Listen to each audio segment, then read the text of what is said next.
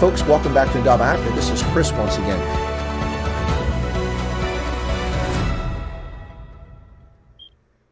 Hello, folks, and welcome back to Chris Wyatt Reports here on the Indaba Africa channel. This is Chris in Central Pennsylvania. Pleasure to have you join me once again today. I suppose I ought to roll back into my role as Colonel here. I've got two former members of the U.S. military. They keep calling me Colonel, so maybe we'll do that. But welcome back to the program, folks. As promised, I've got two guests today. I'm going to welcome them in just a moment. We've got Shukri Abdirahman, and we've got, if I pronounced that well enough, I hope I did. And then we also have Amal Torres. So both of them were born in Somalia and have immigrants to America and have embraced America, retained their own cultural distinctiveness and or personal beliefs, yet contributed to the fabric and mosaic that is America, and did so in a very awesome fashion by serving in uniform for the U.S. military, something I did for 36 and a half years. So, folks, we're going to get started here. We'll see how long it goes. I've scheduled for 2 hours. If the ladies get tired, they can always take a break or head off, but we don't have to go that long. The idea is to go an hour, maybe an hour and a half, depending on audience interaction, but I left 2-hour block for this because I think it's going to be very compelling and interesting. We spoke briefly on a WhatsApp call, the three of us recently, and it was a fascinating conversation. So first off, I should mention both are former congressional candidates. Shukri ran in Minnesota in the same district as my favorite member of Congress, Ilhan Omar, and she's not my favorite member. And then Amal ran in Maryland, if I'm not mistaken, and Shukri pulled out of the primary recently, and Amal did not win the primary. I think that's correct. So with that, let me welcome my guest, Shukri. How are you? Am I pronouncing it wrong? I don't want to get it wrong. You did very well, Colonel. Thank you so much. I'm doing well. I can make it easier and go by Shu. Okay. Most people know me, or we can keep it formal like the military and call me Abdi, whichever works for you. Okay. Well, excellent. So you're in Minnesota now. Is that correct? You live in Minnesota? Correct. Excellent. Okay. I'm not going to talk the irony about someone from Somalia, which is incredibly hot, living in a really cold place like Minnesota. Maybe we'll talk about that later on. But, you're in good company. The Hmong people also move there in large numbers. They come from a very warm part of the world, too. So it's not that ironic, but I suppose a little bit. Amal, you ran for Congress in Maryland recently, and I don't know if you're still living in Maryland, or if you're living in Maryland, but you're living elsewhere. I think you're living elsewhere.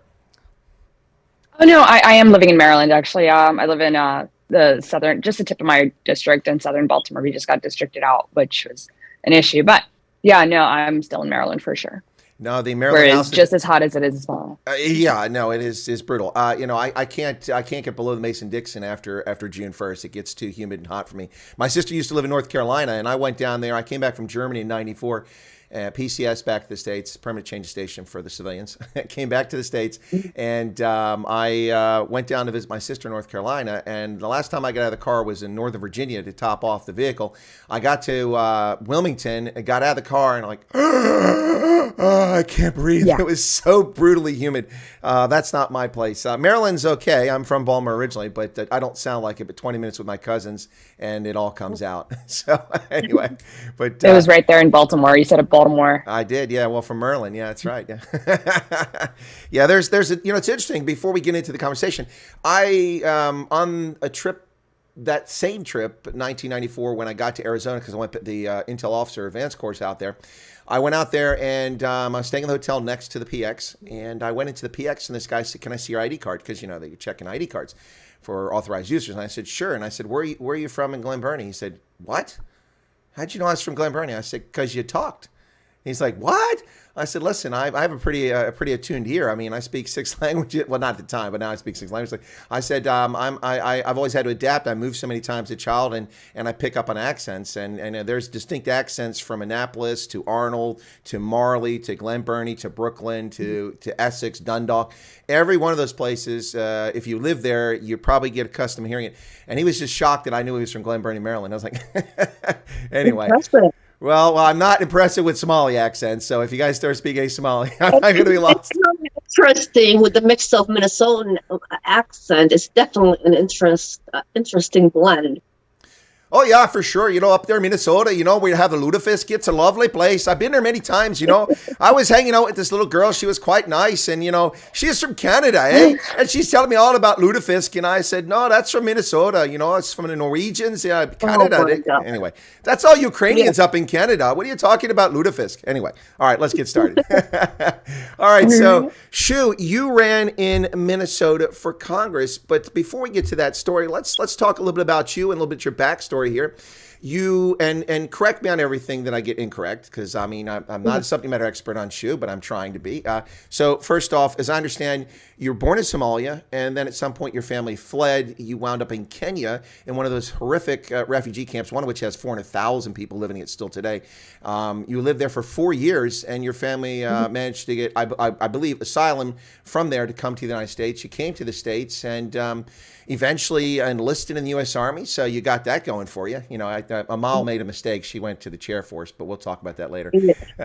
Look at her smiling there. Look, you're not going to hold it against her. Yeah, she's like, yeah, but that's all right. We got nice NCO clubs and golf courses, so don't worry about it. Look at her. Anyway, but so you came over, you joined the military, you served for a decade or so. You were married, I believe, to another service member, had a family with kids. Things kind of went sideways, unfortunately. Then at some point, I suspect because you're probably maybe a little angry, upset, or up in arms about the way that America is being portrayed, you decided to run for Congress. Okay. What did I get wrong? You perfect. All right. Well, can you tell us a little bit about some of that stuff? So you were born in Somalia. What part of Somalia were you born in? I was born in the former British land, Somali, currently called Somaliland, Hargeisa. Okay. All right. So that's where. And what age were you when you finally left there? Do you recall Somalia, or were you too small? We kept on going back and forth. I spent some time in Italy at my young age, and then I returned to Somalia in '89. And then the war happened. Civil war happened, and as a result of that, we fled, went to Kenya, and we were in refugee camps for close to 4 years in the slums of Kenya, awaiting for asylum here, and awaiting to be vetted and going through the legal immigration process. Back then, we did have that we actually honored. So after getting that, we came here in '94. And go ahead. No, I'm sorry. So, Shu, I was just trying to get a frame so people can understand. So what experiences, memories you have with Somalia? At what age did you actually arrive in the States? I arrived when I was 13 years old. Okay, so you have vivid memories then of having been to Somalia and living in it. It's not like you were brought as a toddler and it's just a distant memory. No, absolutely not. Okay, well, that's important for people to understand where you're coming from and your worldview and what you've experienced, so they understand where you're coming from. So you came to the States at 13. Did you wind up in Minnesota right away, or have you lived elsewhere? No, actually, our entry point was state of Virginia, and we lived there for 4 years. 4 years. In '98, when I graduated high school, my family moved here. When the Somali started resettling here, everyone moved here. My oldest brother got married and moved his wife here. And so him being the oldest child, we just followed him, and just natural, flotation of that. And the resettlement of the Somalis just brought us here to Minnesota. Shortly after that, I went to college, and then I decided to join the military. I just been wanting to join the military just in a way to pay my country back as a gratitude, and also in a way I felt guilty of what has happened to the Black Hawk Down service members. It really kind of made me sad that I was in their country walking free and alive, yet they lost their lives in my country. Does that make any sense? Oh, it And makes all way, the sense in the world. And you just said in their country, but a few moments ago you said your true feelings. You said my country. I got to pay my country back. yeah, at that time, that's how I rationalized. I just felt that guilt at that time when I was, emotionally reasoning myself, reasoning the whole thing was that I saw that I was walking and living in their country, because that's how I felt. But truly, it is my country now. Yeah, no, that's what I'm saying. But you said my country, which it says a lot about you. You're an American. Being an American doesn't mean you look like this, like Santa Claus. It doesn't mean that you speak Mandarin. It doesn't mean that you speak Navajo. Being an American is an identity. It's an ideal. That's what being an American is. Now, you can have the ideal and not be an American, but to be an American, you have to have the ideal and you'll have to have citizenship. So that's what makes you an American. But obviously, that's important, and that's an important distinction because so many people come to this country, and there's let me share this, and I'm going to switch to Amal in just a second here. But this is something that I've told people for years, because this nonsense about coming to America and, you can't retain your cultural distinctiveness or your language, your faith, those things, that's utter nonsense. Generations of immigrants have come to this country for centuries and retained cultural distinctiveness. The things that are valued in a community are retained and inculcated in progeny, in your offspring. So, for instance, the Amish still speak 17th century German in this country. Almost all of them are fluent in German. They use the Bible from that time. That's their faith. That's their first language. But they all speak English. They all pay taxes. They all contribute to society in agriculture and woodworking and other parts of industry. And then, in the Southwest, in New Mexico, in parts of Texas like San Antonio and some parts of California, the old Spanish families that were there before there was an America, when the Spanish colonized that part of the world, are still there 4 or 5 centuries later, and they all speak Spanish for the most part, but they're Americans. They speak English. They're loyal Americans. They retain their Roman Catholicism and practice cotillion for their daughters and so on. So my point is that if it's important, a community can retain that distinctiveness. But what is often talked about here is that it's racist or it's bigotry if you ask people to become Americans and accept America. And I think both of you are proof that that's nonsense. You can retain who you are and become part of something else at the same time and respect it. Let me ask Amal, and you have any thoughts on that before we're going to bounce all around here. So my apologies for that, but I want to get Amal in here. Otherwise, she's just going to be a spectator. So let's get Amal in. Oh, you're on mute.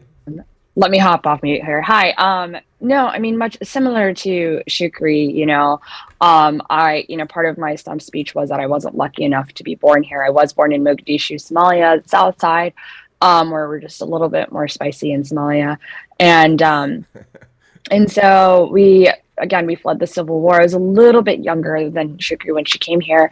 And so I had a little bit more flexibility in figuring out what my identity was. And growing up, my mom didn't let me speak English in the household. So I actually didn't even adopt the English language until I was in middle school. And I was in ESL despite coming here at a very young age. And so while growing up and learning another language while still living in a very Somali household, what I realized was being an American is, one, abiding by the cultural ideals set forth by, enshrined in, the Declaration of Independence, where you're talking about life, liberty, and the pursuit of happiness, and that idea of, Bill of Rights and what it means to live as an American and be an American. You're right. It's not an ethnicity. Exactly. The Constitution lays it out far, wide, and clear. And so that's what I put the uniform on. That's why I proudly still retain my Somali language. And that's why, I am proud to have fought in the U.S. Air Force and deployed to multiple locations, ironically, back to Somalia with the flag, the U.S. flag on my arm, to the actual area that, I was born in and my family grew up in and we had land in. So it's really interesting seeing that, I'm an adopted American, but I have so much more gratitude for this country because I know what it means to be without America. And that's something that I think brings a lot of perspective to myself as someone who's American by choice. Well, one of the things I'd like to share with both of you is get your thoughts. I don't know what the situation was for you, Amal, if you had to live in poverty at some point, but I know that Shu, living in a refugee camp, that's definitely not a lap of luxury. That's definitely poverty. Now, people look at others and make assumptions. Shu, the way you're dressed, someone may make assumptions about you. Now, as long as people don't make assumptions and act on those in a negative way, or then that's just human nature. But people look at me and they make all kinds of assumptions. They just assume I'm some sort of rich white Bill Gates, and don't know that I actually lived in poverty growing up. I had no electricity and fetched water from a cistern and used an outdoor privy, as they say in Africa, and the Anglophone part of Africa, but an outhouse, we say in America. Now, when I was in Uganda, I related that story through an interpreter, because while I may speak a lot of languages, the language spoken in southwestern Uganda, where I was at, is one that I'm unfamiliar with. So we had to use the UPDF, Uganda People's Defense Force soldier who was from there to be my interpreter. And I told the story in English, and a couple people got some, you could see their face like, And then once he translated it or interpreted it into the local language, everyone's like, what? And all the questions just came out. How can people be poor in America? I said, well, look, people can be poor anywhere in the world. Now, I'm not trying to equate the poverty I grew up with in Appalachia. I had free lunches at school. I get transportation to school. It's not like living in a refugee camp. My point is that origins and backgrounds matter. Do you think, Shu, that your experiences growing up in those difficult circumstances were important to form the character and identity of who you are today, and maybe made you a more resolute woman or person, I should say?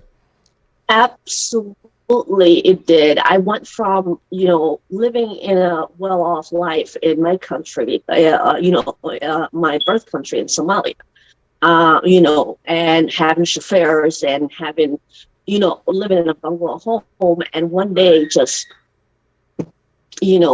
bombs going off while I was in school, and then leaving there with nothing of memory, with nothing of comfort as a child, and ending up in a refugee camp, tents, sleeping on the floor, and food being dropped from the airplanes of the UN, and eating nothing but white rice most of the time. 3 times a day, and not going to school, not having any form of productive, engagement as a child for 4 years. And most of that time we spent without my mother, because my dad was poisoned by the former dictator in Somalia because he refused to work for him. Oh, that's crazy. I think we're losing your connection there. Yeah. So, folks, if you're wondering, usually what I do is when one of my guests is speaking for a lengthy period of time, I'll put them up on the screen so that they're the focus. But with her connection, Shu's connection, you can see she's just frozen there. Hopefully, oh, there she is. At the time, I was 9 years old, and 2 days later, my dad returned poisoned. And so it changed me very, very much, and it made me grow up very fast, which in a way, I feel like I didn't have a childhood. But as I got older, I appreciated how it made me more well-rounded person and more humble person, because coming here, the one thing I looked forward to was having a limited amount of different food and sweets and desserts.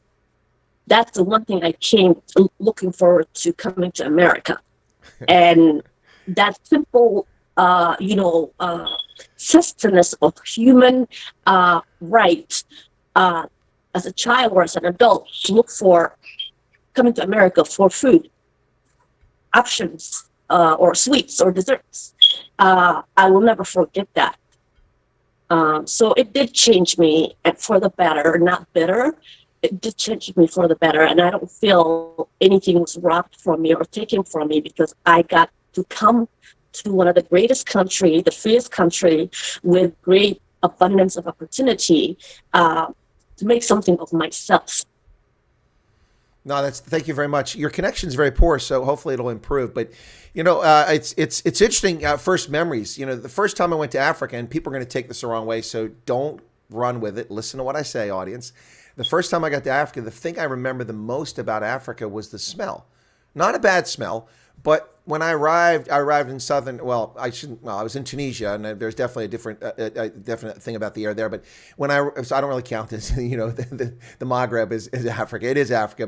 But when I arrived in southern Africa, my very distinct first memories of the feel, the atmosphere, the air, the smell of things, and I'll never forget that. It stuck with me forever. It's the same way when I went to Saudi Arabia. The Gulf War. When I first arrived in Saudi Arabia, the very distinct. It was different than my experiences, and it'll always stay with me. So look, I can appreciate wanting sweets. I mean, I still have a sweet tooth. I'm a sugar junkie, so I get that. So you were definitely probably thrilled to get that sort of thing. Amal, one of the things about this, and you ran for office, both of you did. I don't know if this came up in your conversations, but something that irritates me is that not exclusively, but by and large, most of the people who speak so ill of America are incredibly privileged and spoiled little turds, and that's how I'm going to describe without any profanity. I mean, you look at people, for instance, like Colin Kaepernick, whose both of his parents were drug addicts, and so he was adopted rather than dying by a rich white family in Minnesota, and they raised him in extreme privilege with love and affection. He went to a privileged school, elite school that cost tens of thousands of dollars for attendance. He never had a single thing to say about anyone's lives or any social movements until he hooked up with this girlfriend who was a radical, and then suddenly Black Lives Matter, and he takes a knee to insult the anthem. And the issue I had with that is twofold. Number one, he violated the collective bargaining agreement the players had. They're required to stand for the anthem and to be present and be in uniform.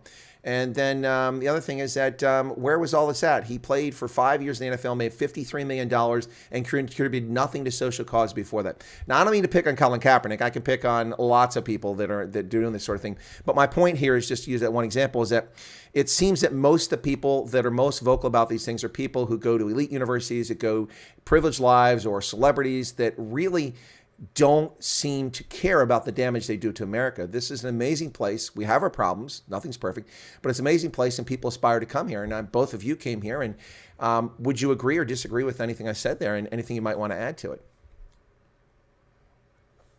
I think the misery that young, rich, privileged kids that lack perspective, because I'm not going to say that all rich kids are like this. It's not a function of their life, right? It's a function of their perspective. And I don't know if parenting has something, probably parenting has a lot to do with it. They suffer from having it so well that they feel like everything that they have is just a given, and they have this big heart that swells, and they feel like hard work is because they've never really had to work that hard probably in their life, and never really felt like what it is to have nothing or need to work for where you are in life very hard, and facing that potential reality of losing it and not making it, that they just feel like everybody should have this, and that there's very little gratitude. And I jokingly, but not so jokingly, invite them to come with me to any location I've deployed to and come hang out with me. If America is the worst country in the world, come hang out with me. And I'm sure within the next 5, and then just give that offer to trade places with anybody that you meet. Because America's so awful, right? Like, why would anybody want to come here? So just have standing offer. Yeah, exactly. America's so horrible that people are criminally invading our country across the southern border by the minute. It's such a terrible place that they're piling in here. And other people are like, well, that's just because of social benefits. Well, that's not the only reason. People are here for opportunity and for freedom. And this country is truly a country of opportunity. And you were talking about the whole, how can you be poor in America? I also did grow up very poor. My mom came, and it was just, I was raised by a single mom. And the one handicap that I tell that I've ever had in America was not being a woman, was not being Black, not being an immigrant, nothing. It was growing up without a father in my life. Wow. And so I was raised by a geo bachelorette, my mom and my siblings, and she worked 3 jobs. And I got a job at 15 against her best wishes, because I did not want to keep deciding between seeing my mom work 3 jobs and in order to put food on the table and gas in the car. So got a job at 15 and worked hard from then on. And I was proud. I was proud to contribute to my family, and it wasn't something that she imposed on me or anything of the sort. And that really made me understand the meaning of, one, what it means to be a mother and provide for your family, but also working hard and making sure that you have what you need, and you are able to do that in America. I mean, there are places in the world where you can't get 3 jobs and still eat. I mean, you can't even do it. And you can't achieve the level level of privilege that you can in America. I mean, by virtue of how I look, if I was an immigrant in any other country in the world, I wouldn't be having this conversation with you and talking from a place where I just ran to represent my people of Maryland in office. I mean, the privilege we have in this country is just the opportunity we have. We don't have just privilege, we have opportunity. Yeah, I think that's the right way to describe it. So I want to come back to the single parent thing later on, and I want to compliment your mom because obviously she did something right. But I do want to come back to that. But right now, I just want to focus a little bit on, for years, and I've tell people this. Now, first off, people look at me and make assumptions. They don't know that I lived in all black communities in America, grew up in a housing project for part of my childhood, and then also lived in a place in Buffalo, New York, where everybody spoke Spanish. I don't know why Puerto Ricans moved to Buffalo. It's freaking cold there, but they did, and they lived in the same poor neighborhood I lived in. And then I went to a high school in rural Appalachia. It was all white. It wasn't all white because of racism. It was all white because black folks were smart enough not to live in rural Appalachia. It's not exactly a prosperous place. But anyway, so I've lived all over. And of course, I was always a minority in most of Africa where I was at. But the one thing I want to tease out here and talk to both of you about is that for years, I can't speak for all 45 million black Americans, and I'm not trying to. When I say the black community, that's a very analogous, that's very big differences in the so-called black community and origins and such. But the historic African American or black community in this country, there are people who are victim merchants, and they try to hold that community back, and they try to keep this narrative about how that part of the country is always oppressed. What's interesting for me is that I hear about systemic racism, and I'll tell you that we have systemic racism. It's called equal opportunity.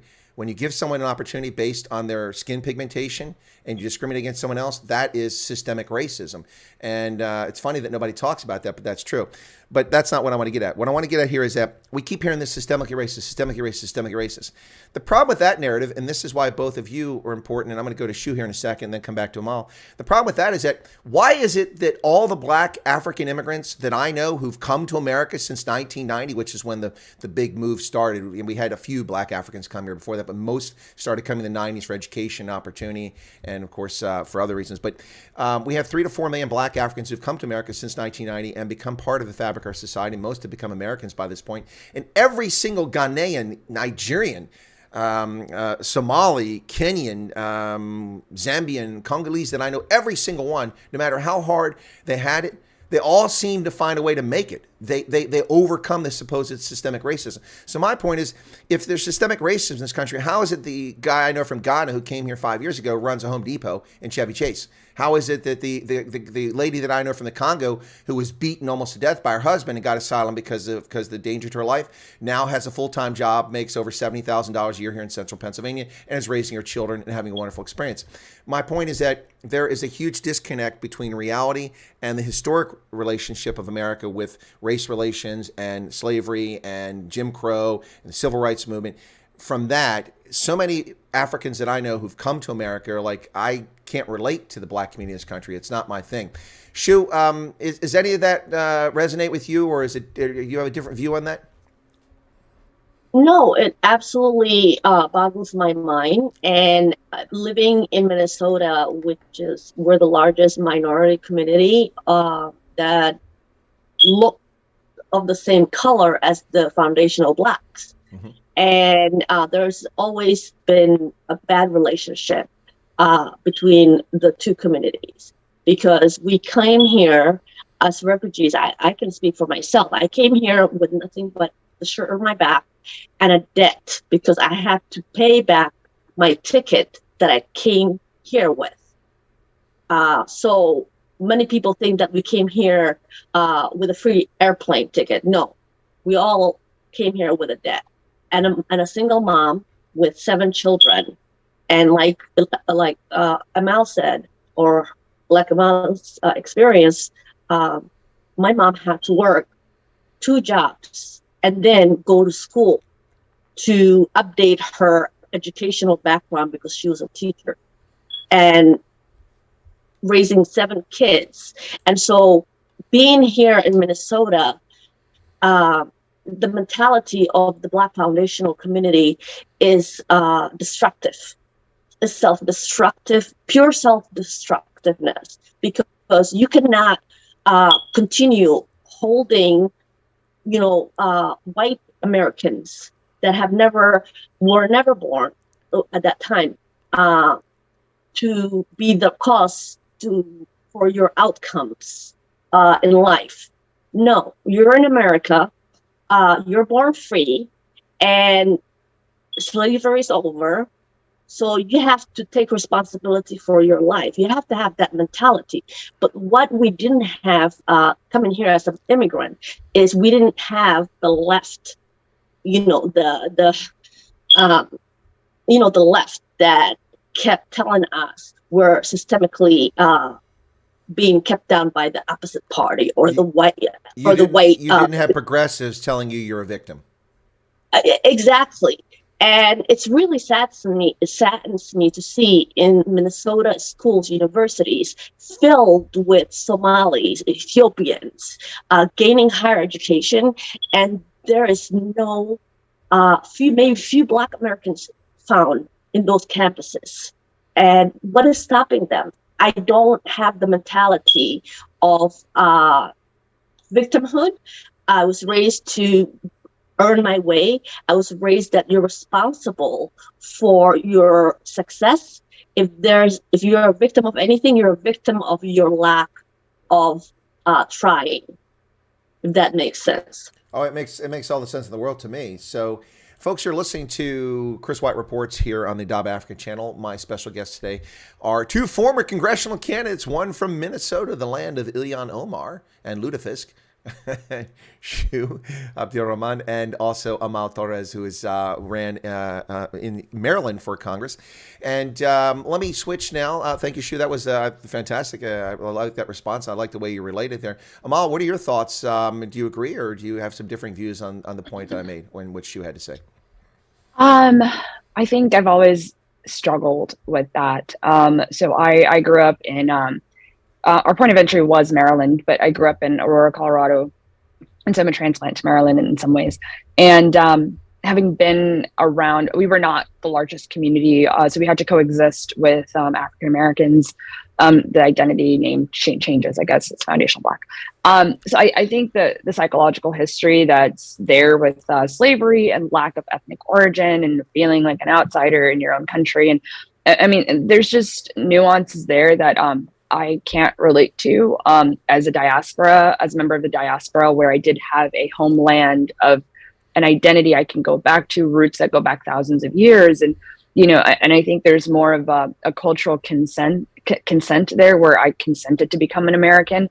So I think it's a very delicate issue, but so I don't want to like broad brush stroke the differences between being a Somali of African origin and being African American and why things are the way they are in America. But what I will say is that there is an attack on the family from the progressives. There is an increased desire to separate fathers from the household. And I feel like going back to that's kind of my thing. It's the importance of fathers. And you find that increasingly in African American communities, there is a lack of fatherhood in the family. And there's social consequences for that. And in the African community, where you have a lot of religious communities, there is a strong presence of fathers. But what a lot of people don't talk about is in the diaspora, where there isn't a father, you do find a lot of male delinquency. You do find a lot of juveniles that aren't, succeeding as well as their other diaspora counterparts. So I think that if there is a parallel there, I think there's an active state removal of the father on the left, whereas in our culture, you have the other issues. Well, I think that's a fair statement, Amal. I mean, yeah. If I might add one thing, is that what is really corrupting and holding back the Black foundational community in America is outside forces like the left and the progressives. And the Black community needs to take a stand. I cannot make any excuses on what's happening on systemic racism. Mm-hmm. You cannot. You live in America. You can make something of yourself, and you have to reject this mental enslavement of generational welfare. They have to choose it for themselves to see that, Oops, we lost her there. No, she's no, she'll be back. She's having a hard time with that connection, so we'll get her back in a second. But let me get back to your point. There's so many things to unpack here. Yeah, you're right. You can't, and I did preface my statement by saying I can't speak for 45 million Black Americans. I mean, that's ludicrous. But and we certainly don't want to relate that experience saying that's everyone. But I like the terms you guys are using. I have never used the term foundational Black community, but I suppose I would be part of the foundational white. It's from Twitter. Yeah, I know, but I would be part of the foundational white community in this country, Anglo-Saxon, because my ancestors arrived in Jamestown in 1621 and ran it. My 17th grade uncle was the first royal governor of Jamestown. So we're the OGs. That's long history. We're the original gangsters here. So no, but what I want to tell Shu is that the funny thing is that. The majority of those who are white, whatever white is, I'm not white. I consider myself colored. I'm pink. But anyway, that's another story. But whatever white is in society, that's an artificial creation. The majority of white Americans of European descent, their ancestors didn't get here until after the Civil War was over. The 13th, 14th, and 15th Amendment were law, be part of the Constitution before they ever even arrived. Most Americans of European descent, their ancestors didn't get here until the 1870s, 80s, 90s, and the turn of the 20th century. I am the exception. I mean, it's a large exception. A significant portion of our population was here back in the day, but it's unusual. Now, when we wait for Shu to get back, you've touched on a topic here that's come up twice, and I want to pay a compliment to your mom because I assume that's the reason why you can walk and chew gum, and you're articulate, and you've got a respect for work, and obviously it paid off, and obviously she struggled, so kudos to her. But you've touched on a topic I often talk about with everyone, and this is this destruction of the nuclear family. Now, just because you have two parents doesn't mean you're going to have a good childhood, doesn't mean you're going to be raised safely and you're not going to be abused or neglected. But the odds are so much greater when you have two parents that can help out in the family. And you talk about fatherless families. So whenever I start talking about this, those who will listen and they hear the whole story. But then some people just start jumping to bigots, racist, and saying, you're going to listen. I know you'll listen. 78% of Black children in this country are born illegitimately. That is horrific. That's worse than South Africa, where it's 2/3, 66% in South Africa. It's 78% of Blacks, but 45% of Hispanics are illegitimate. 25% of white children today are born illegitimately. And shockingly, for Asian Americans, the figure is now 9%. 30 years ago, it was less than 1%. Now, that's in no small measure because of a different path or pattern of migration into America. Historically, Asian Americans who could get in, because we had laws preventing Asians from getting in for a century. That's true. But Asian Americans who could get in were from China or Korea or Japan, the Philippines. That's where most came from. And the Filipinos tend to be Roman Catholics, very conservative. The Koreans were Catholics, and others who were very conservative. Japanese, or no matter what their faith are, very conservative. And it tended to be the Chinese who came here tended to be conservative. So the historic Asian community was death on, sexual mores and out of wedlock relationships, that sort of thing. So that figure was very, very low. But we've had an influx, and I'm not making cultural claims or attacking, but we've had an influx of Pacific Islanders who have very different social mores. That's not a criticism or promoting it, just stating a fact. It's a reality. Everyone knows that. Just be honest about it. And as a consequence, we've seen the number of Asian American illegitimate births start to spike in this country. So when a society has 78% of its children, or 45%, or 25%, or when you put that in the aggregate, it's probably over 35% of Americans are probably born illegitimately to single-parent families. Now, 20 years ago when I worked at the Defense Intelligence Agency, I would always get these progressives at lunchtime. Yeah, well, that's nothing wrong with not being married, because look at Denmark. Denmark, but Denmark, people don't get married, but they cohabitate. So marriage is a piece of paper. I see progressives are their own beast. They are their own beast. So they try to come up with this, this argument that's a non sequitur. In Denmark, where couples tend not to marry, that's not unusual, and they have children, they cohabitate. They live together. They live in all but a marriage certificate fact and raise the children together. That's what I'm getting at. So she's coming back. She's got her connection back. So that's what I'm talking about. Yeah. So, I mean, what are your thoughts? I imagine your thoughts on this. This is not a good thing that we have these fatherless families. Absolutely. No. And just to touch on the icy progressive arguments at lunchtime at the coffee, that was just mildly traumatic. Hey, Shay, welcome back. We're talking about fathers. So yeah, I couldn't agree more. And those cultural differences are real. And I think the left progressives have a fraught relationship with reality, where they feel like if they don't like a fact yet, it's like racist to account for it. Of course, everything's racist. It's all white privilege. Don't like that fact. That's racist. So no, you're right. It is. There are massive amounts of Black families that are fatherless, and they're not fatherless because the father figure is there and unmarried. They're literally absent from the house, and it's a cultural phenomenon that needs to be addressed. And yes, it does impact the system. You will find a lot of male delinquents. You will find a lot of men in prison because there's no structure in the household. There's no male guiding a male. And this is one of the most controversial statements I've made, and I've had to apologize to my mom, but she's even admitted it. A woman cannot effectively raise a man as well as a good, healthy man can. Yeah. Right. And there's that caveat there. A man can raise a man. My mom tried her best, and luckily we had a tight-knit family with a lot of men that kind of filled in that surrogate father's role. But, you know, my brothers, I mean, you could tell they're impacted by growing up in a household without men, without their father.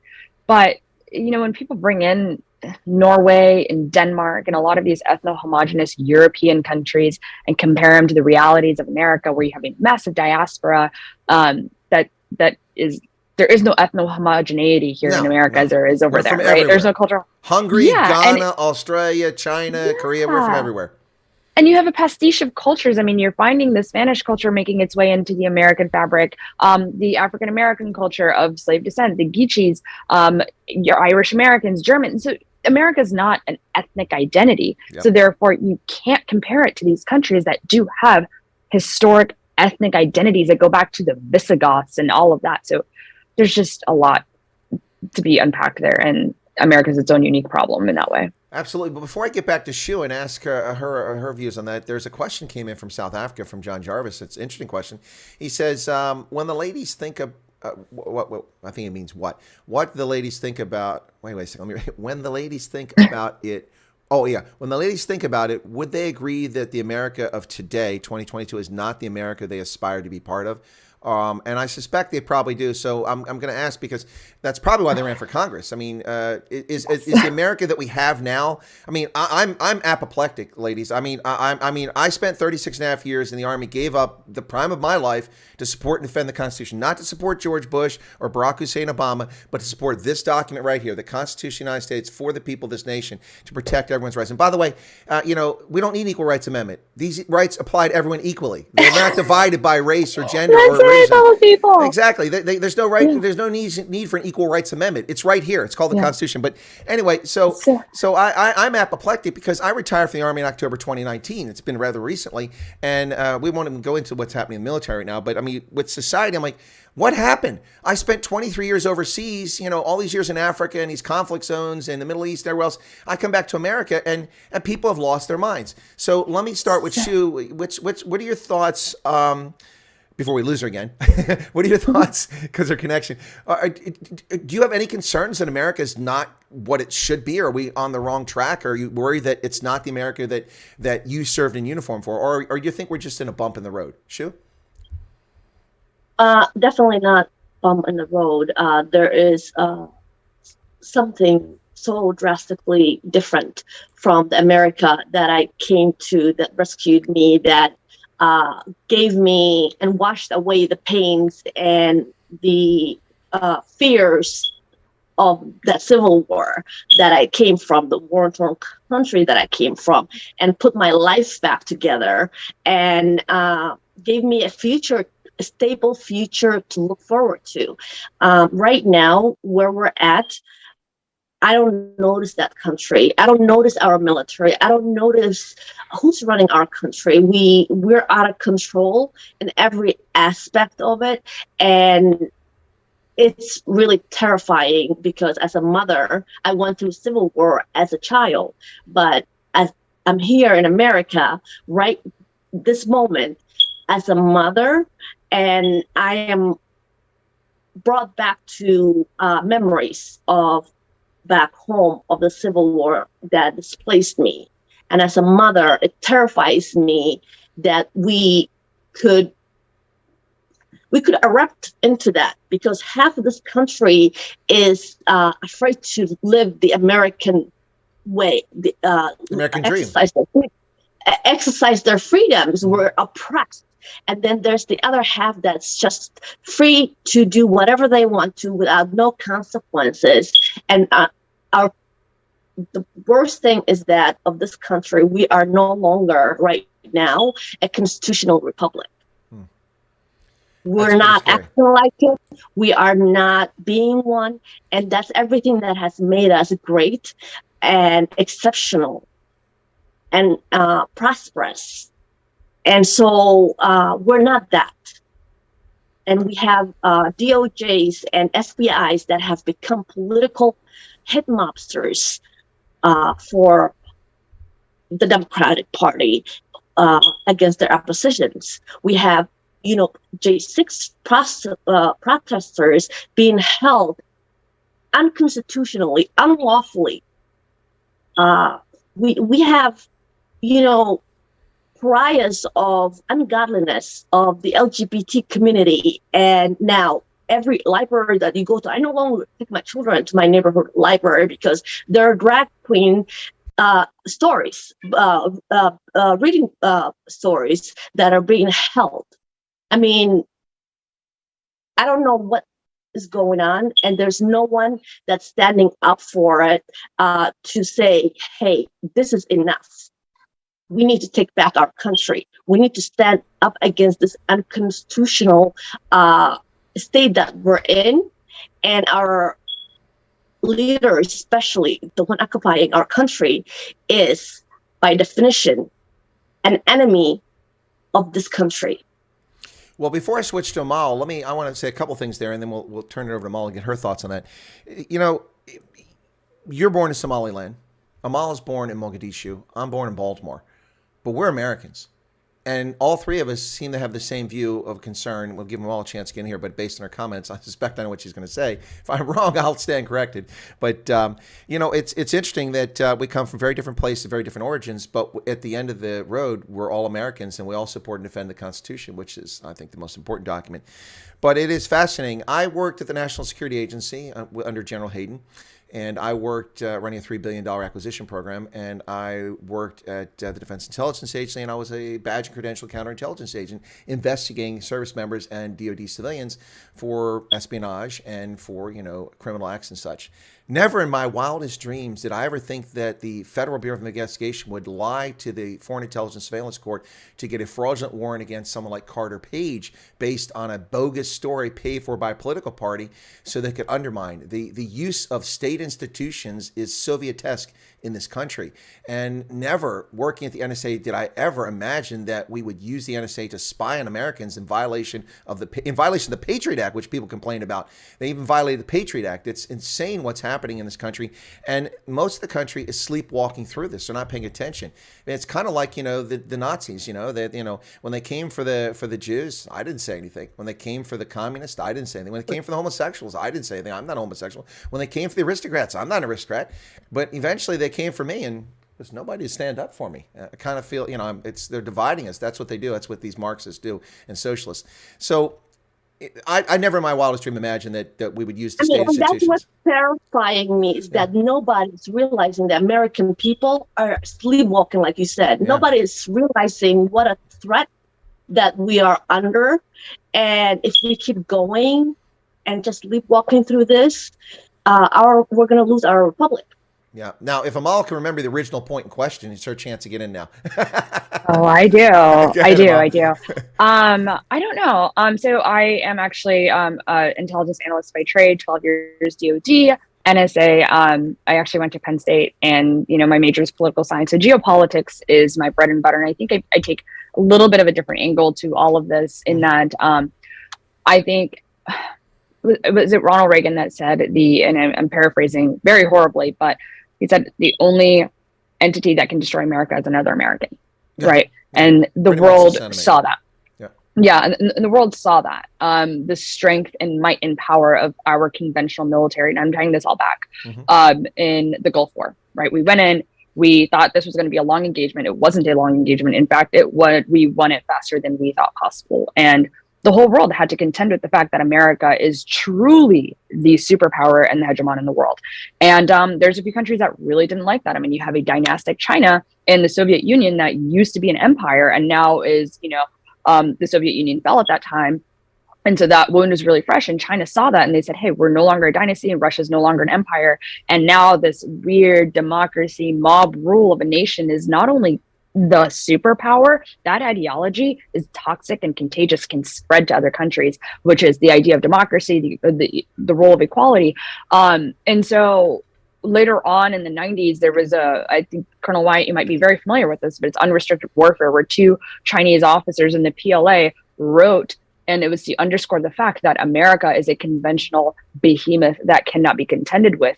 But if we take the idea of warfare and extrapolate it out to mean anything which is very Senzuian in nature, right? Where anything is a battlefield, anything is a target. They said there are other ways we can take down an American. And harkening back to this idea that Reagan put in, they really ran with it. They said, why don't we use America to destroy America? Yeah. And so you see these preparations in our society across the board. And I think Biden is just one aspect of it. The left is one aspect of it.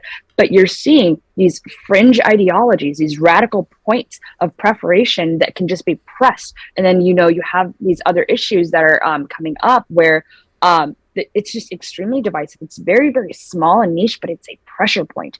And I think a lot of that working together is really, unfortunately, very effectively tearing this country apart.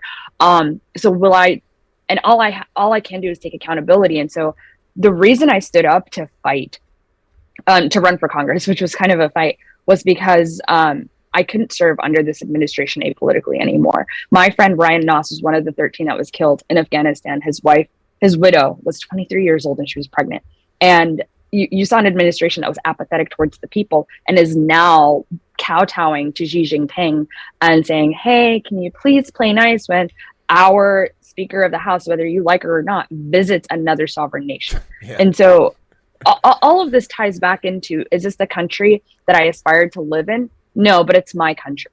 So at the end of the day, you got a role to fix it. Yep. We come back to this American heart that we have of accountability. I can't sit here and play hot potato. The buck has to stop somewhere, and I'm going to take responsibility for everybody that's messing up. And I'm not going to sit here. I'm going to antagonize the left all I want, but I will never stand in front of the rest of the world and say my country's falling apart. It's not. I already lost one country. I'm not going to lose this to another faction of adversaries that want to tear it apart and is using our weakest points. So it's our job to fix our vulnerabilities. I want to touch on one point that you said, sure, Chris, and it was about NSA spying on Americans. As an NSA analyst, that day was practically it was the worst day in IC history when Snowden's revelations were revealed. Because as an analyst, that worked. Oh my god. we got video bombing going on. Sorry. Oh, that warmed my heart. I can't even stay that angry anymore.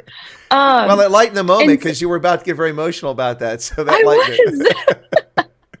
His timing was good.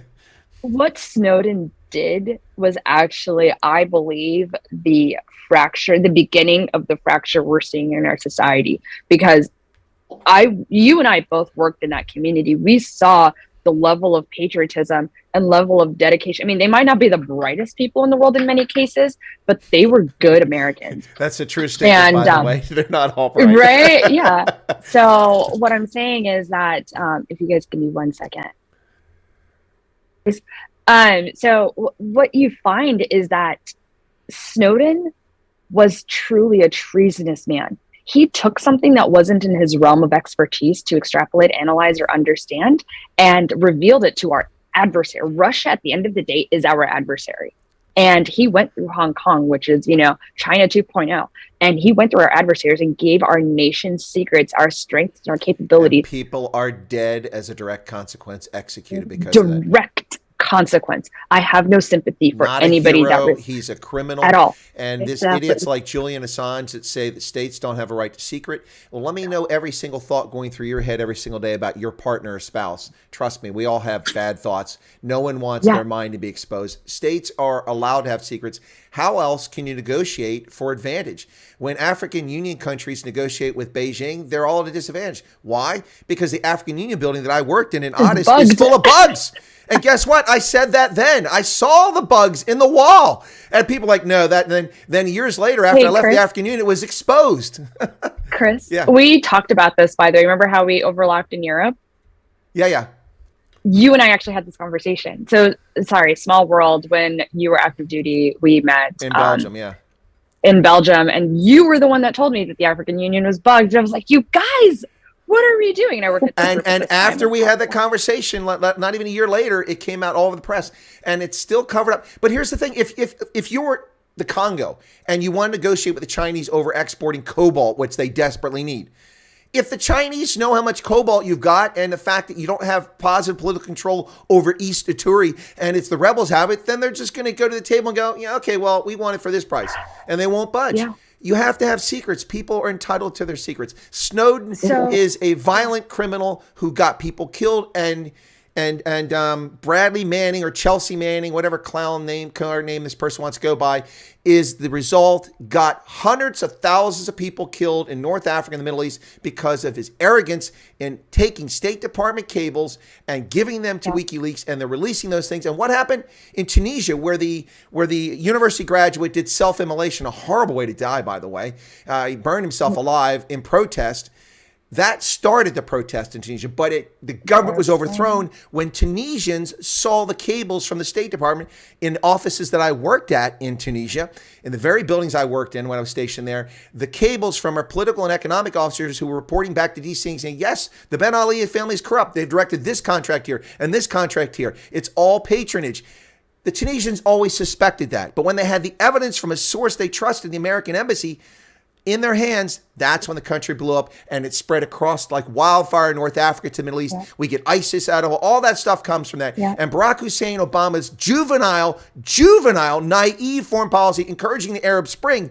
You know, I appreciate when people live under dictatorships. It's not right to live under a dictatorship, but encouraging people to overthrow their government when there's nothing there to replace it. Anyway, I got on a soapbox there. I'm telling you, geopolitics is just one of those things. And so just to tie it back to, is this the America and is it falling apart? I think we are going through a lot of things right now. It's just the consequences are a little bit more severe, and they're severe in our place in the world, not severe in terms of what's going on internally. I think a lot of these issues that are happening internally are quite small in the grand scheme of things.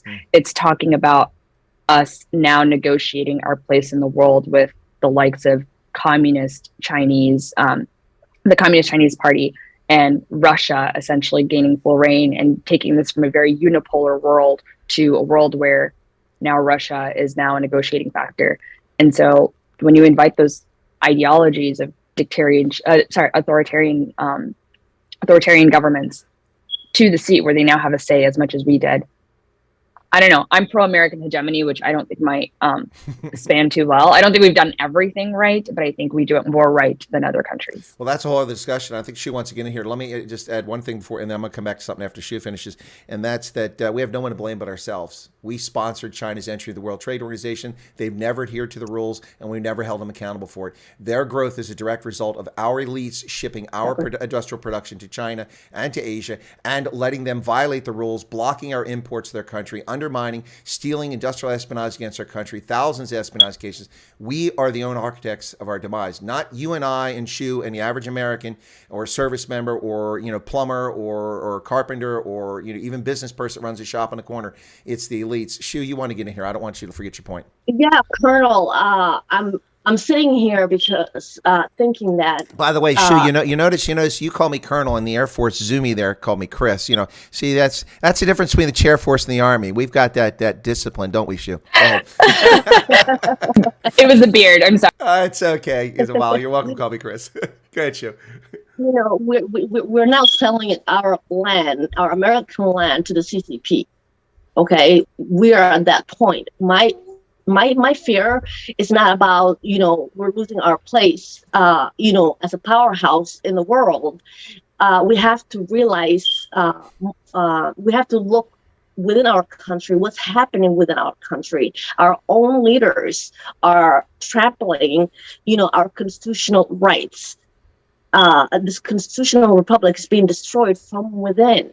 And my fear is, Colonel, or my question is, when are we going to stand up to them?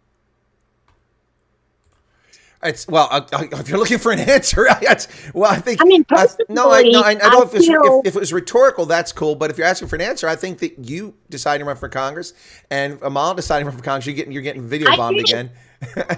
Yeah, hey, go back. I did, but the American people who are the ones who are the representatives of this country, are not getting it, Yeah, and yeah. they have to stand up to these representative or leaders that they have elected and put them in those offices. As a veteran, I truly see what's happening as a threat. Uh, the great threat that our own leaders, the left, is to our republic, and I see that. And as a veteran, I feel very angry and helpless that I cannot take any steps other than to run for office and try to save my country from any uh, any of these tyrants, one seat at a time. But I feel helpless that I cannot take action and save my country as a veteran. Truly, that I feel helpless. The other thing is that one of the things that we cannot forget is that our most sacred, you know, institution, or what made us exceptional and set us apart from any other country in the world, was the integrity of our our elections, our vote. Yeah, And that, but we got to be careful where we go with that. I'll get spanked by YouTube. So we'll call it the choosing. We'll call it the choosing. But yeah. okay, that has been compromised, and I'm sorry. Yeah. That's a huge threat. That's a fair That point. So Yeah. that nobody. I think I do have to. Yeah, I was going to say I think that Amal has to cut out on us here shortly. I do have to. Yeah, I was going to ask you. We had to. Okay, so anything you want to say, Amal, before we wrap up and anything you wanna add? Yeah. Yeah, thank you so much for having me, first and foremost. The only thing I have to say is, America, you only get one country, and then you get a revolution, and then you get a void, and you don't know what's going to be at the other side of that void. We're seeing Iraq go through that same thing right now, and Syria is going through it now as of late. So when a nation falls, the people have to go through turmoil before they get anything back. So I am a diehard conservative. I am a Republican, but I'm an American before that, all of that. And I think the parties come after the national identity. And right now, Americans need to realize that this is America for all, and we need to hold ourselves accountable and everybody accountable for the actions that they're doing that are leading to the demise of this country across the board. And I take responsibility as a member of the Republican Party. And I think it's time that the Democrats also stand up and understand how their side is contributing to the tears in our national fabric, and how that's leading us to a very scary place in the geopolitical context and domestic context as well. Well, that's well stated there. We'll get you back on here. We'll talk more sometime about the lies about Afghanistan and Joe Biden's, callow withdrawal from there. But there isn't time for that today. So, Amal, thank you very much. Also, we didn't really get a chance to talk much about your congressional campaign. I'd like to talk about that again. So we'll get you back up here just, to see what it was like campaigning in Maryland, in a state that is not purple, but definitely very blue, and has been for a very long time. And thank you for the gerrymandering, which eliminated all the Republican representatives in the state except for one on the Eastern Shore. Anyway, we'll get to that next time. See you. Obviously, I know It's an honor. politics. Take care. Thanks a lot, Amal. Take care. Bye, guys. Bye, Shiki. Shiki. See you later. All right, Shu, with Amal dropped off, just you and I here, it's an opportunity for us to shift a little bit to talk about your personal story, if you don't mind. I think that's a compelling story and people are interested. So we'll go a little bit longer. Do you have a little bit more time? I know you keep getting video bombed there. I don't know if you got to go get some. They feel they're not getting mommy's attention, the life of single mom, but I have 15 more minutes that I can give. Okay, well, let's talk a little about your personal story here, okay? And I don't mean to open up any wounds, but you and I did discuss this ahead of time a little bit, so it's not coming as a shock. So you married a service member, correct? Another American service member, and you had kids. You guys have kids, and then you both served, and there were some issues with post-traumatic stress disorder, and your family unit kind of disintegrated a bit. I don't know if maybe that's a fair word, disintegrated. No, and you wound up a single mom. And if I seeing your campaign ad, you had to live in your car. Things were tough. desperate for a while there. So can you tell us a little bit about that personal experience? Because the reason I ask is that Amal, not to mention it's a compelling story, you've overcome that, but Amal and I were talking about, single parents, and about the, that 78% of black kids, illegitimate, 45% Hispanics, 25% of white, 9% of Asians. It's an epidemic in this country.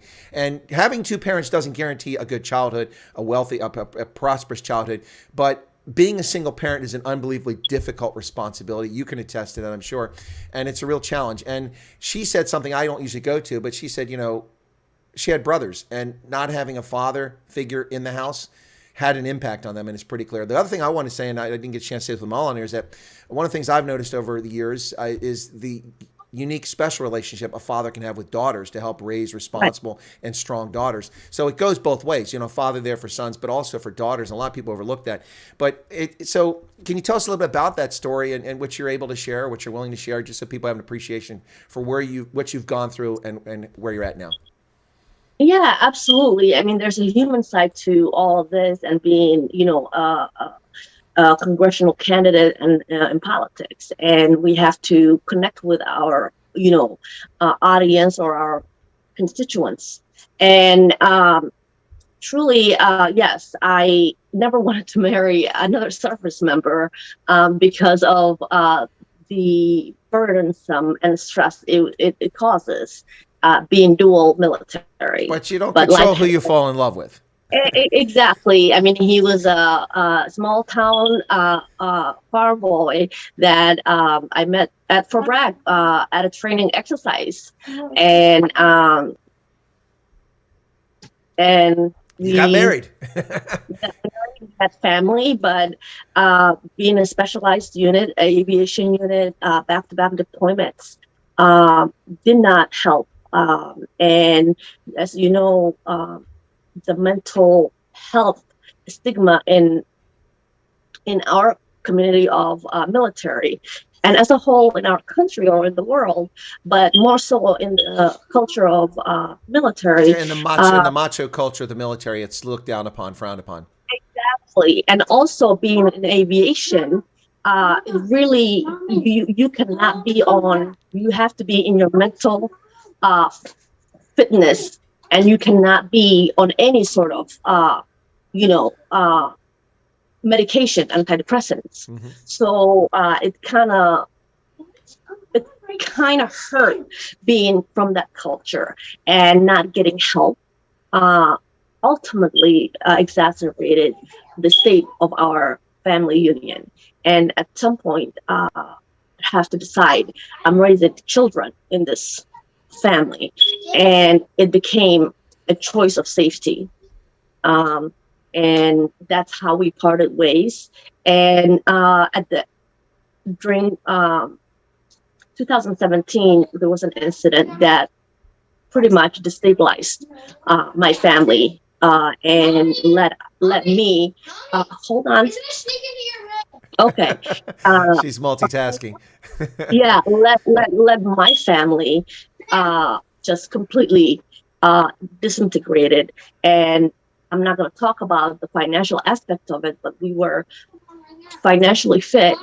But once the domestic violence took place, it no longer, I was no longer financially fit, along with my children. And so we lost our home. And I ended up sleeping in cars, in my car with my 3 children at the time, along with an infant. And that's because the county I was living in did not have multiple shelters, and there were only one shelter, and all beds were filled. So I had no choice, but I was lucky enough that it was fall, so it wasn't winter. So I had to live in a car. I couldn't afford a hotel or anything else like that. So it was an experience. I'm not gonna lie, to realize that, wow, I went homeless in America. It was devastating, but my mental fitness had helped me. My mental strength and my mental fitness helped me, and my faith and my determination that I was going to come out of this. Sorry, that I was going to come out of it at the end. Okay, so sleeping in car, driving to different parking lot, and staying at playgrounds during the day was very interesting, to say the least. What really hurt me though was that I sought help to prevent from going homelessness from the county, but then they said, you're a veteran. You have to go to veteran organizations. They would send me to the federal service officer of the state. And then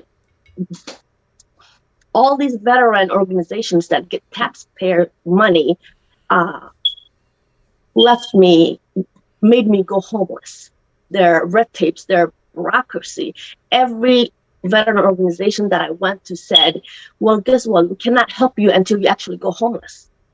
We cannot prevent. So we'll only help you once you're on the street, not when you see it coming. It's impending. You're about to be evicted. Wait, when you're on the street, then come see us. And then, 3 months later, we'll get you a place to stay. Absolutely. My worst experience was with the Legion. My membership expired. And they said, well, we cannot even do an intake form because you have to pay the membership. $35. See, okay, I got to interrupt you there, Shu. That's join the VFW. The Veterans Reform Warfare. I don't know if you had a bad experience with them, but we help veterans whether they're members or not. We reach out in the community to all veterans. It's not about being a member of the VFW. Now, I mean, maybe it is there. I don't know, but I mean that's disgraceful. Veteran service organizations are there for veterans, not for members of the local post, not for lifetime membership in the American Legion, the VFW, or something like that. They're there for veterans, and that irritates me to hear that story. I'm sorry.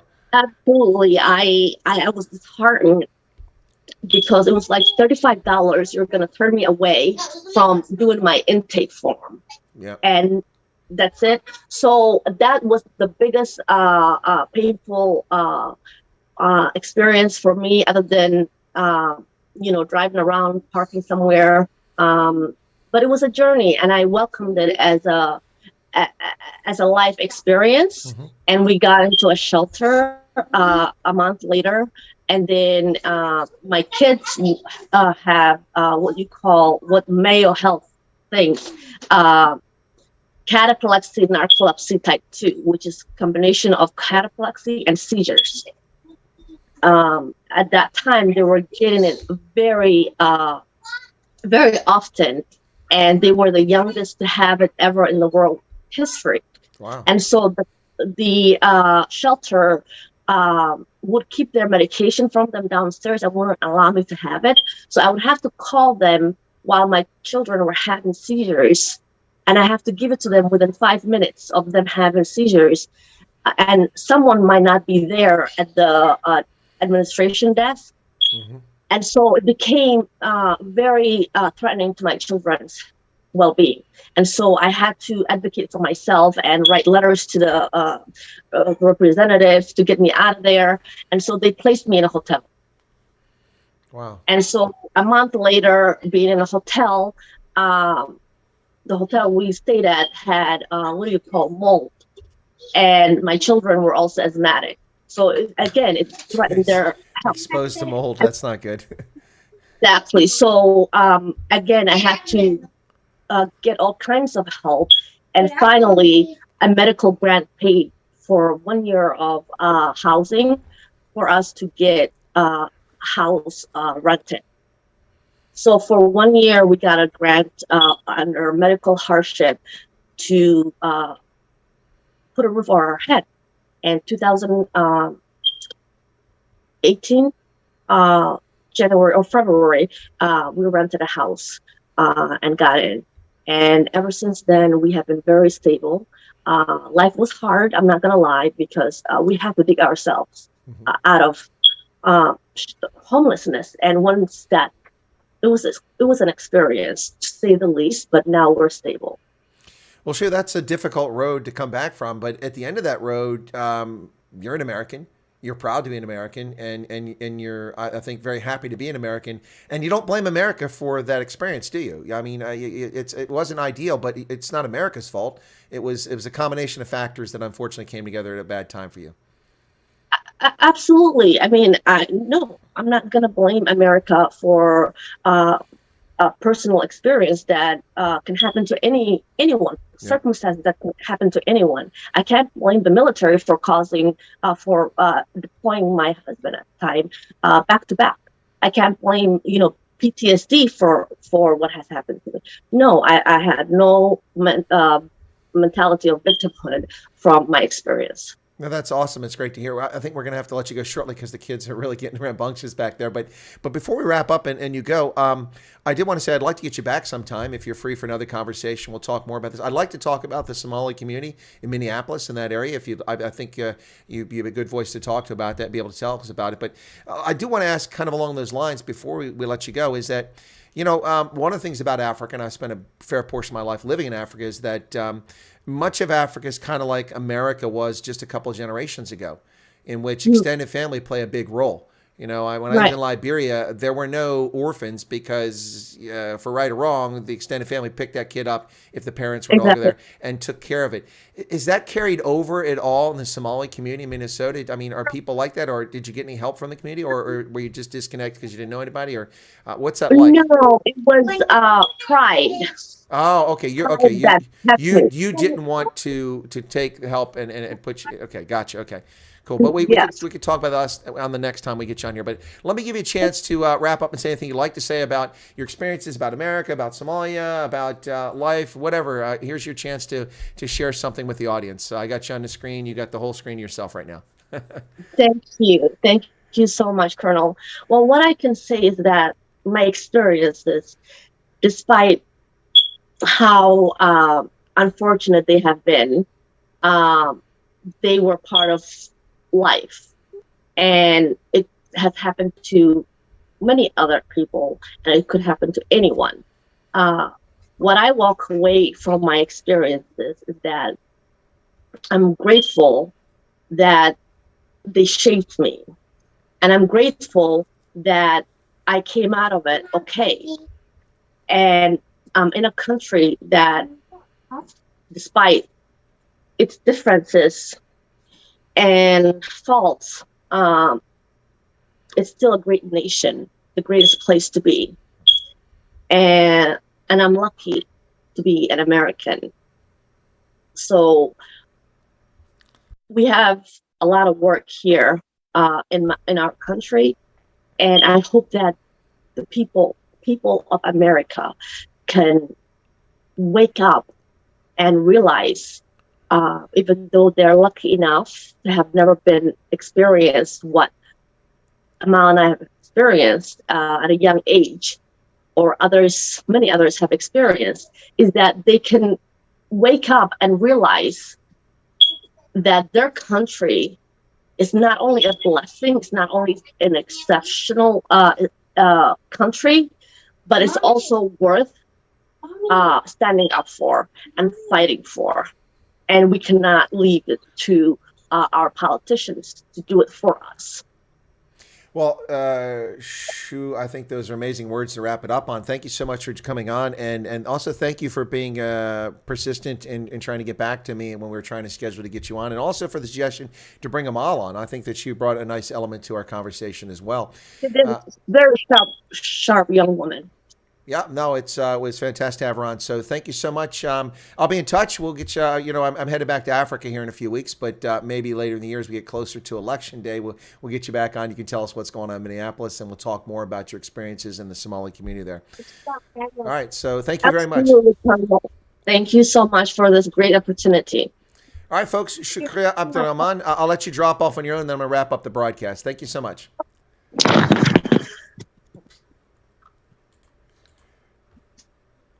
Okay, there you go, folks. That's always an awkward thing when people drop off the screen.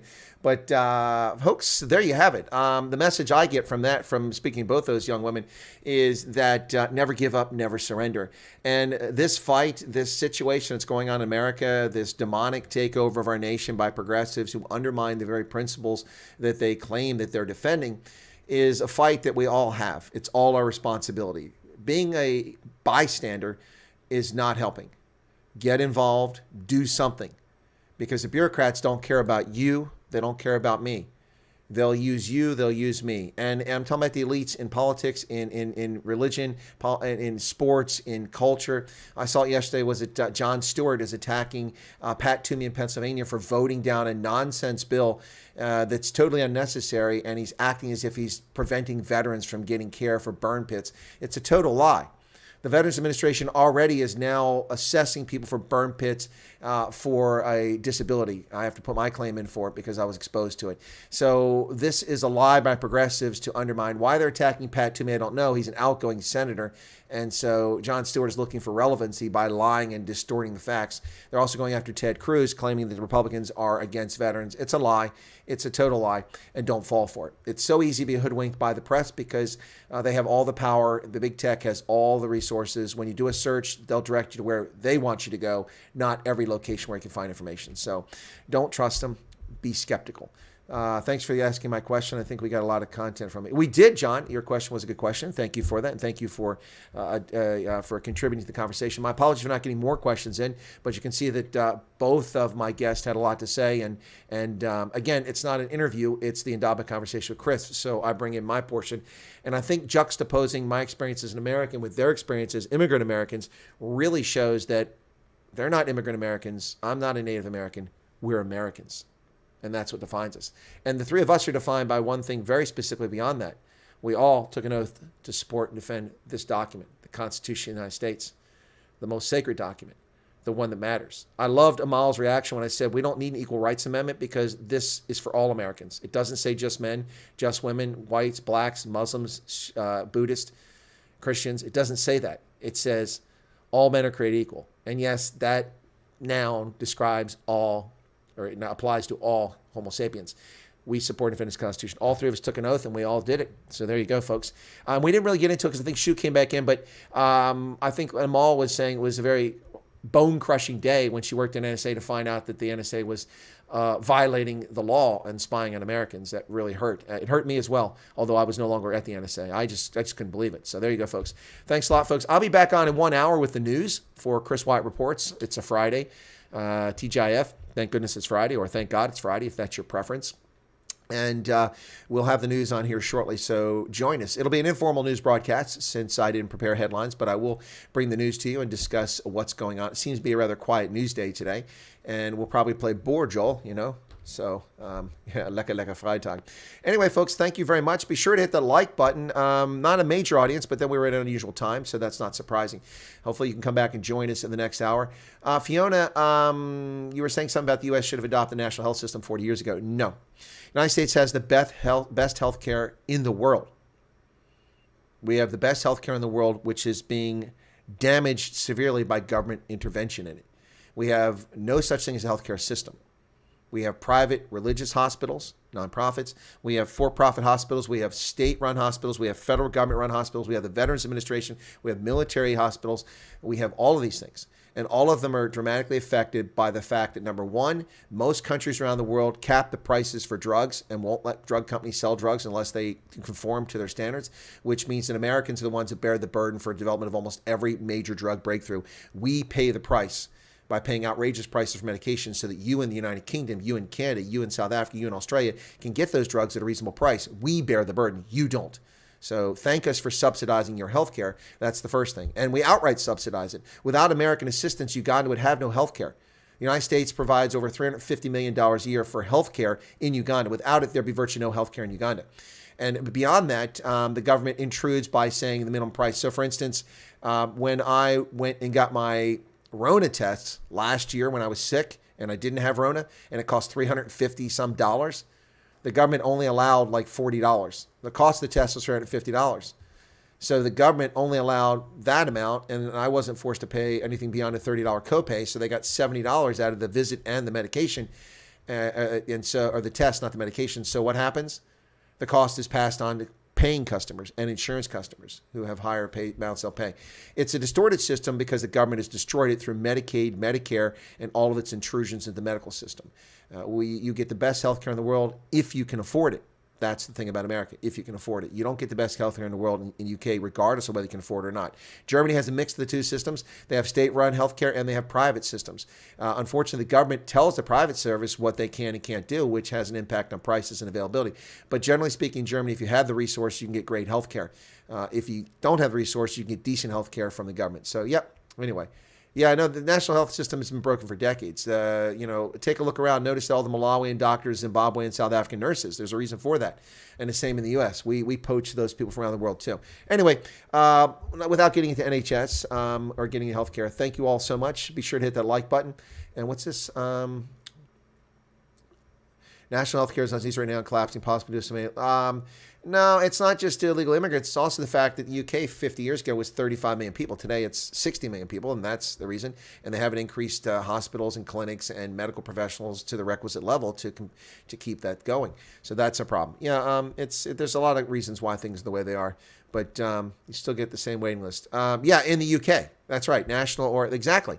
That's what I'm saying, because the government's had a role on it. And the same here, the government screwed things up. So, for instance, my guest that was on the program last week, Jerome Davison, who is a former Oakland Raider, a pastor running for Congress in Arizona, gave us kind of a news story when we had him on the Common Sense Conservatives Wednesday night. He said that he was poisoned. They tried to kill him because of his gun ad, his Make Rifles Great Again. He and his campaign manager were poisoned. That's what he says. I have no evidence of it. That's his claim, and I have no reason to refute it. But it was a really crazy claim, but he was nearly died in severe pain and went to the hospital. He had to wait 4 hours to be seen in the emergency room because the room was full of criminal alien invaders who don't even have documentation clogging up the emergency room, people who don't belong here. They belong in Nicaragua and El Salvador and Haiti and Afghanistan and all the other places they illegally slipped into this country. And so the waiting room where he was at in Phoenix in a hospital that he went to the emergency room, he couldn't be seen for 4 hours. So that's one example. Now, this isn't to lay blame on migrants and legal immigrants because countries have an absorptive capacity. We don't have that absorptive capacity now because the Biden administration is violating its oath to defend this nation and allowing people to pour in this country and invade us. We don't have the resources. Listen to Muriel Bowser whine about immigrants coming into D.C. It's a humanitarian crisis. And Eric Adams says, humanitarian crisis. The federal government must do something. You know what? When those immigrants flooded Brownsville, Texas, and people couldn't get care, and when they weren't tested, and when the federal government violated Title 42 by shipping these criminal alien invaders without identification on commercial planes that we had to pay for as taxpayers to Albany, Harrisburg, Jacksonville, Florida, and dumped them in our laps, it wasn't a humanitarian crisis then. Only now, when these leftists are under assault, that they realize the humanitarian crisis. Yeah, no, there's an absorptive capacity, and you can't absorb an endless supply of humanity. It's not our responsibility. And, Amal said something reflecting on what Ronald Reagan said. America can only be destroyed by Americans. And Reagan was right, and Amal was correct to bring that point up. America is being destroyed and eaten from within by progressives and uniparty Republicans who only care about their own privilege and wealth. This is like the dying days of the Roman Empire, in which the greedy, selfish elites led us down a path of destruction. This country isn't gone yet, but the Anglo-Saxon world is gone, and it's really sad. Anyway, told not to go to Richmond, VA when the Afghans were flown in here without getting vetting. Yeah, exactly. Well, if you're immunized against measles, you're not going to get it. Yeah, but the point is that they clogged Fort Hood, they clogged Fort Bliss, all the youth centers. The kids couldn't use the youth centers. Schools were clogged up. Housing was taken. Service members had to buy housing or pay for housing off post that their housing allowance didn't cover because the quarters on post were all occupied by criminal alien invaders because of Barack Hussein Obama and now because of Joe Biden. Anyway, that's enough of this, folks. All right, I'll catch you for the news in about 54 minutes. Thank you so much. Hit the like button if you don't mind, and we'll catch you here for the news. 44 likes. Come on, we can do better than that. There's got to be 35 people here. Somebody, it's the biggest audience we've had so far. Somebody's got to be able to push that button. Thank you all so much, and we'll see you in less than an hour. It's Friday, so smile.